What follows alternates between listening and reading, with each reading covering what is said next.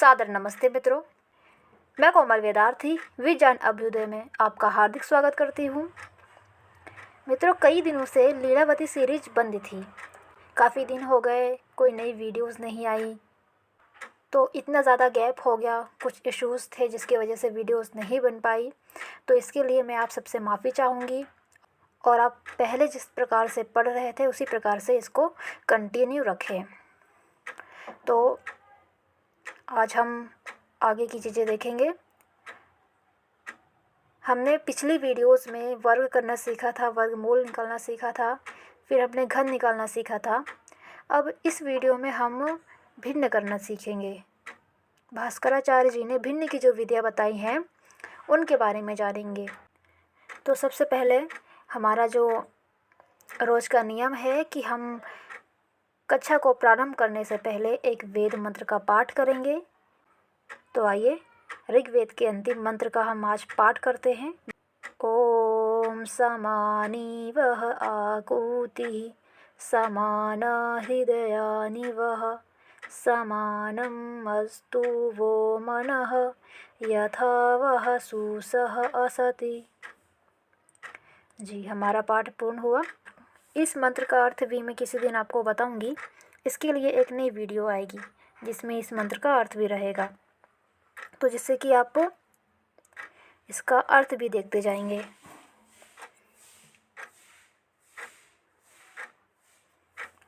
जी, तो हमने घन करना सीख लिया था। अब हम सीखेंगे भिन्न करना। अथ भिन्न परिकर्माष्टकम। तो देखिए, भास्कराचार्य जी ने भिन्न करने की 4 विधियाँ बताई हैं, जिनमें से पहली विधि है भाग जाति, दूसरी है प्रभाग जाति, तीसरी है भागानुबंध और चौथी है भागापवाह। तो एक एक करके हम इन सभी विधियों को देखेंगे। ये श्लोक देख रहे हैं आप। इस वीडियो में हम भाग जाति के बारे में देखेंगे, पढ़ेंगे। तो उस श्लोक का ये अर्थ है, भाग जाति की ये विधि बताई गई है। तो भाग जाति की विधि क्या है?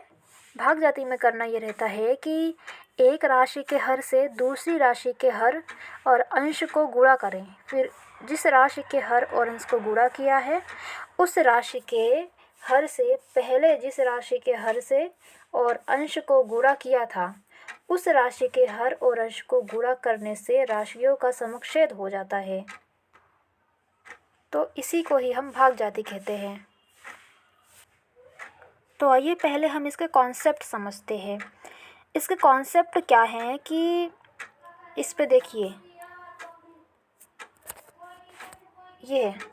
ये शब्द देखिए और ये देखिए, अंत में क्या हो रहा है? समक्षेद हो रहा है। यानी कि हमें राशियों का समक्षेद करना है। जब राशियों का समक्षेद हो जाएगा तो हमारा जो भाग जाति है वो पूर्ण हो जाएगा।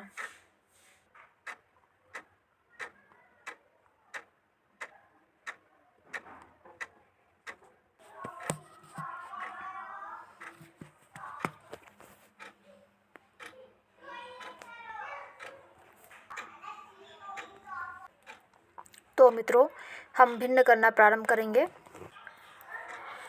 तो भास्कराचार्य जी ने क्या विधि बताई है भिन्न करने की, उससे पहले हम ये देखेंगे कि हमें स्कूलों में कौन सा कॉन्सेप्ट पढ़ाया जाता है। उसके बाद हम भास्कराचार्य जी द्वारा प्रदत्त भाग जाति विधि देखेंगे।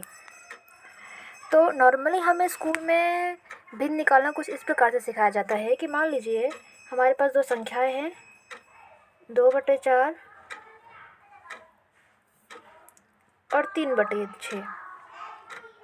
अब इनका हमें भिन्न करना है।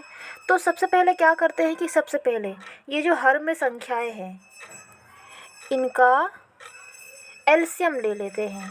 तो जब हम 4 और 6 का एलसीएम लेंगे तो हमारे पास 12 निकल कर आ जाएगा। अब अगला चरण क्या रहता है? अब अगला चरण रहता है कि इस 12 से राशियों के हर का भाग करना है। जैसे कि इस राशि का जो हर है 4 और इस राशि का जो हर 6 है, इनका 12 से भाग देना है। तो जब हम 4 का 12 से भाग देंगे तो हमारे पास 3 निकल कर आएगा। फिर वो जो भागफल निकल कर आएगा, वो जो 3 निकल कर आएगा, उसका इंटू हम इस संख्या से करेंगे, अंश से करेंगे। तो यहाँ पे हमारे पास 6 आ गया है।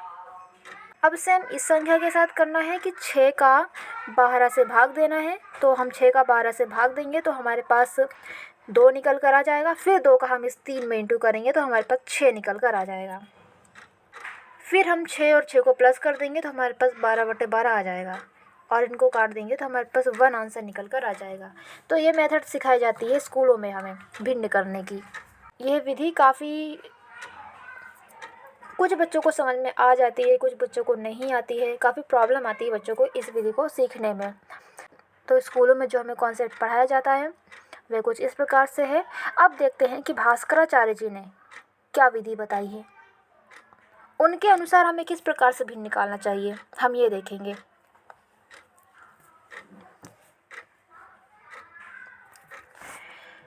तो सबसे पहले भास्कराचार्य जी कहते हैं कि एक राशि के हर से दूसरी राशि के हर और अंश को गुणा किया। मान लीजिए हमारे पास 2 राशियां हैं, 3/6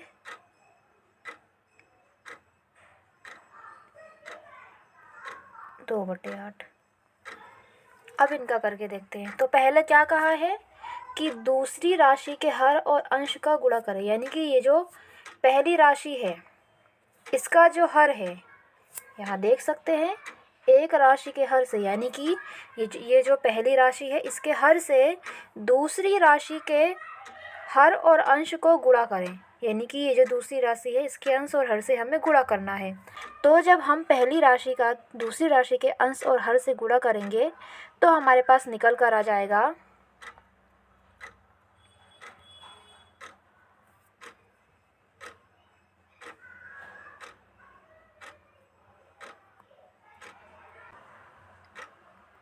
48। ये संख्या हमारे पास निकल कर आ गई, ये हमें प्राप्त हो गया। अब क्या कहा है, अब कहा है कि फिर जिस राशि के हर और अंश को गुणा किया है, यानी कि ये जो दूसरी वाली राशि है इसके हर और अंश से हमने गुणा किया है, तो इसकी बात हो रही है यहाँ पे।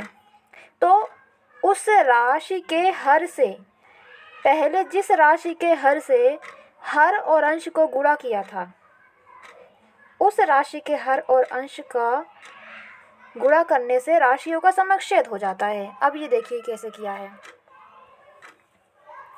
पहले क्या किया कि पहले इस हर से इस राशि के अंश और हर में गुणा कर दिया।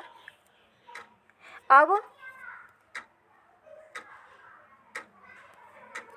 इस राशि के हर से पहली राशि के अंश और हर में गुणा करना है।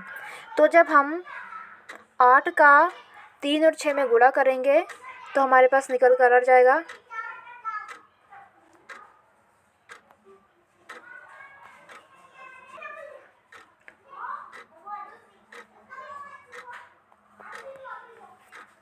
ये कुछ निकल कर आ जाएगा हमारे पास।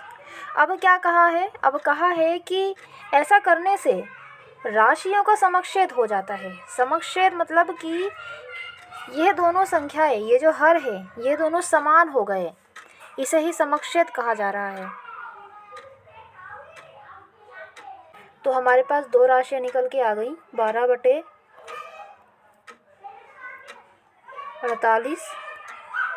और 24/48। अब क्या करना है, अब करना है कि आपने मैथ्स में एक कॉन्सेप्ट पढ़ा होगा कि जब 2 चीज़ें समान हो जाती हैं तो उनका कॉमन निकाल लिया जाता है। मैथ्स में हम अक्सर ये चीज़ें करते हैं। तो अब यहाँ पे इन दोनों संख्या वो एक समान हो गया है, इनका समक्षेद हो गया है, यानी कि अब इनको कॉमन लिया जा सकता है। तो हमने 48 को कॉमन ले लिया, इसको एक ही बार में लिख लिया। फिर अब बचा 12 और 24। तो अब इन दोनों को जोड़ देना है। तो जब हम 12 और 24 को जोड़ेंगे तो हमारे पास निकल कर आ जाएगा 36/48। अब इनको हम काट देंगे।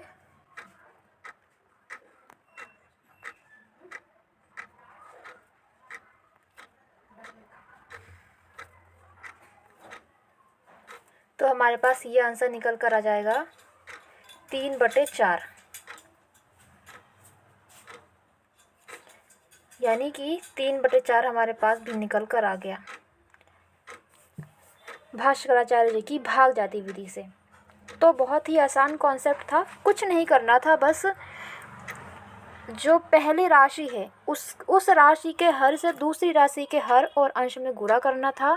फिर वही सेम कॉन्सेप्ट दूसरी राशि के साथ अपनाना था कि दूसरी राशि के हर का अब पहली राशि के हर और अंश से गुणा करना था। फिर दोनों का हर जो है वो समान आ जाएगा, समक्षेद हो जाएगा। तो फिर अब हमें उनके अंश को जोड़ देना है और हमारे पास आंसर निकल कर आ जाएगा। तो काफ़ी आसान विधि थी और काफ़ी दिनों से वीडियोस नहीं बनाई थी, तो हो सकता है कि आपकी रुचि थोड़ी कम हुई हो, लेकिन मैं कोशिश करूँगी कि अच्छे से अच्छा समझा सकूँ। यदि फिर भी कोई डाउट रह गया हो तो ज़रूर बताइएगा, कमेंट कीजिएगा। पूरा प्रयास करेंगे कि और अच्छे से आसान तरीके से पढ़ा सकें। बाकी इतना गैप हुआ इसके लिए मैं क्षमा चाहूँगी और आगे हमारी जो लीलावती है वो कंटिन्यू चलेगी और हम साथ मिलकर काफ़ी अच्छे से समझेंगे इसको। तब तक के लिए नमस्ते, मिलते हैं अगले वीडियो में। वर्ध हेतु निरंतर ही बढ़ते रहें विज्ञान अभ्युदय के संग।